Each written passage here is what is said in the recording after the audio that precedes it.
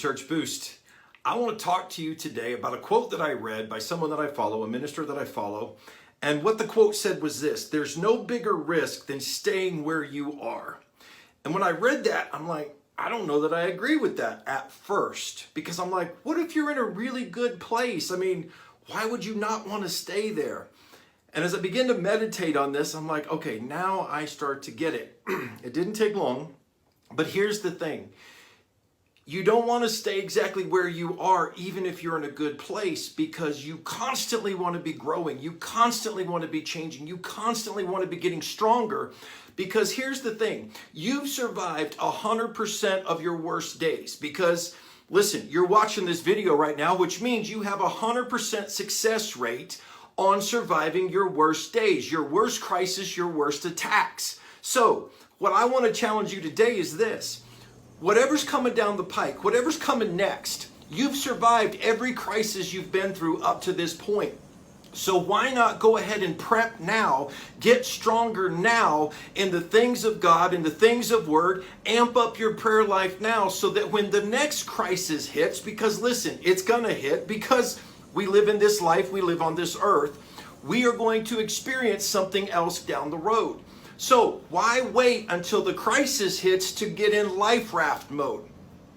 Serving God is a lifestyle, but so much of the time we serve it like a life raft. It's like, oh my gosh, we're in a crisis and we're sinking and we're drowning and we got to call out to God.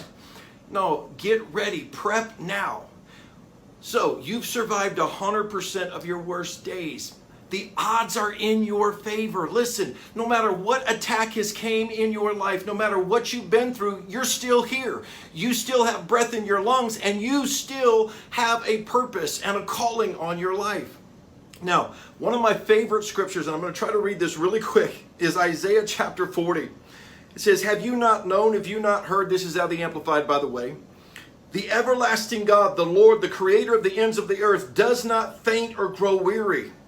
I love that. Do you know that we serve a God that doesn't get tired? We serve a God that's full of endless energy and power. Verse 29, check this out. This is for you. He gives power to the faint, and he gives power to the weary. And to him who has no might, he increases strength, causing it to multiply and making it abound. God wants to make his strength abound in you so that you can overcome whatever comes your way.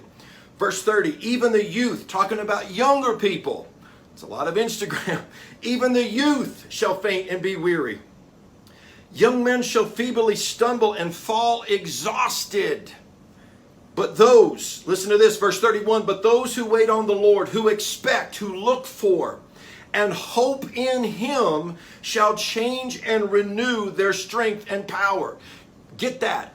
If you press into God, you press into his word, you press into times of prayer and worship and entering into his presence, it says you will literally change and renew your strength and power. What are you changing it? You're renewing it, and you're changing your inability for his ability. You're changing your weakness for his strength. You're changing your lack of power for a God who never sleeps and is always full of power.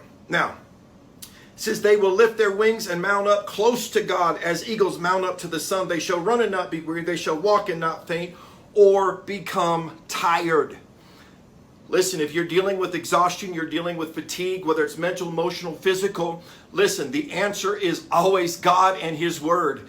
Spend some time with God. Spend more time in his word, and you will renew your strength. You will mount up with wings like an eagle. You will soar over whatever the enemy's trying to put you through. When you have supernatural strength, you have God's strength and not just your own. All right, God bless. You can do this. You've survived 100% of every attack so far. Like I said, the odds are in your favor to keep going. Don't you dare give up now. Keep going. You got this. Be blessed.